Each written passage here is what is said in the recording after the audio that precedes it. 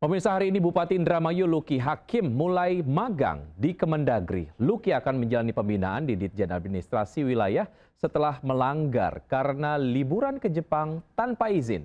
Ada Jessica Winoto yang akan melaporkan dari Kemendagri.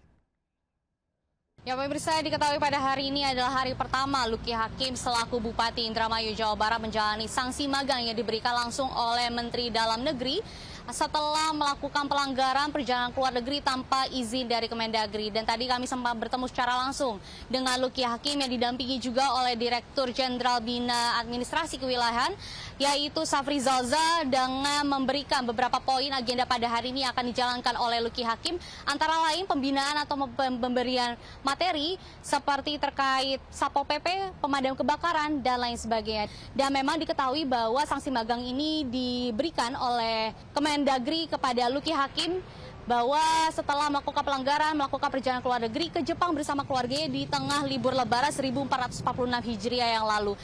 Dan saya akan menjalani ini selama 3 bulan dengan penuh konsentrasi dan insya Allah harus membawa kebaikan juga untuk saya pribadi, khususnya untuk Indramayu, dan mudah-mudahan ini menjadi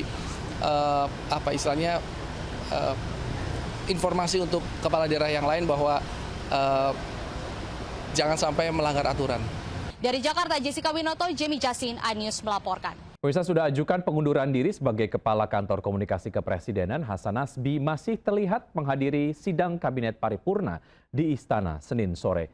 Sidang Kabinet Paripurna dihadiri oleh Presiden, Wakil Presiden, seluruh menteri, dan kepala lembaga. Presiden Prabowo menyalami satu persatu menteri dan kepala lembaga negara termasuk Hasan Nasbi. Hasan Nasbi duduk di jajaran menteri dan kepala lembaga negara. Pada 21 April, Hasan Nasbi telah mengirimkan surat pengunduran diri kepada Presiden melalui Seskap dan Mensesnek dari jabatannya sebagai Kepala Kantor Komunikasi Kepresidenan. Surat pengunduran diri Hasan Nasbi belum ditandatangani oleh Presiden.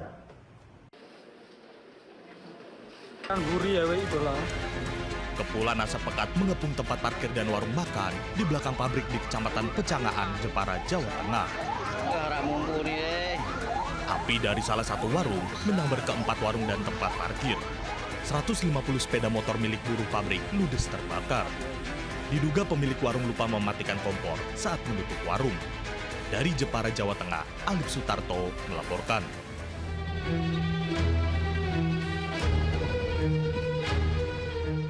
Polresta Bandara Soekarno-Hatta menetapkan Jonathan Frizi atau Ijong sebagai tersangka kasus rokok elektrik berisi liquid mengandung obat keras etomidate.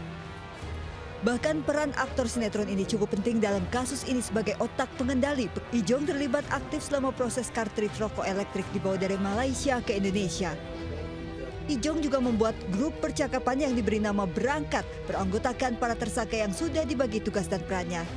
Ijong ditangkap setelah polisi lebih dulu menangkap 3 tersangka lainnya.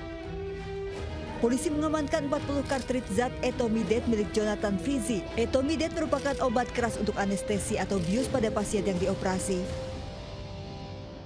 Kemudian dalam proses membawa ke Jakarta, JF juga melakukan pengawasan dan pengontrolan. Para tersangka dijerat dengan Undang-Undang Kesehatan terancam 12 tahun penjara dan denda maksimal 5 miliar rupiah. Dari Tangerang, Banten, Hasnugara, iNews melaporkan. Sementara itu, rombongan pengendara moge mengamuk di Banjarnegara, Jawa Tengah. Mobil pick-up dikendarai korban rusak parah setelah ditabrak pengendara moge.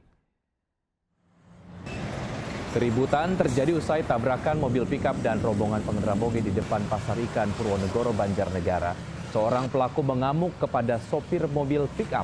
Warga dan pengendara moge lain berusaha menenangkan. Sebelumnya, salah seorang pengendara moge menyerempet mobil pick-up dari arah berlawanan. Pengendara moge lain kembali menabrak mobil pick-up yang sempat berhenti. Tabrakan ini melukai 2 pengendara moge.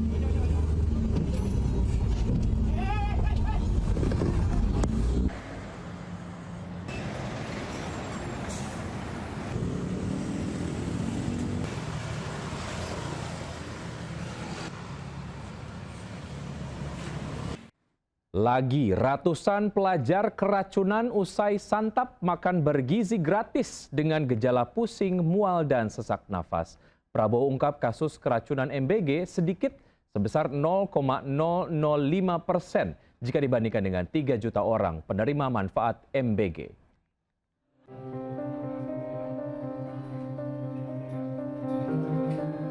Satu persatu pelajar terus berdatangan ke RSUD Talang Ubi, Kabupaten Pali, Sumatera Selatan. Para korban meringis mengeluh pusing kepala hingga sakit pada bagian perut. Ada pula korban harus dipapah ataupun dibawa kursi roda karena kondisinya sudah lemas. Sejumlah korban mengeluhkan sesak nafas dipasangnya selang oksigen.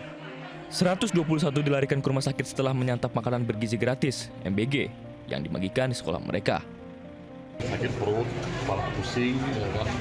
Ini lagi dicek sama dinas kesehatan, sama rumah sakit. Tinggal kita lagi nunggu, sabar dulu, kita lagi nunggu hasil dari laboratoriumnya. Kasus keracunan MBG menimpa kalangan pelajar ditanggapi Presiden Prabowo. Jumlah korban keracunan MBG sangat sedikit, hanya 0,005% dari total penerima MBG, 3 juta orang.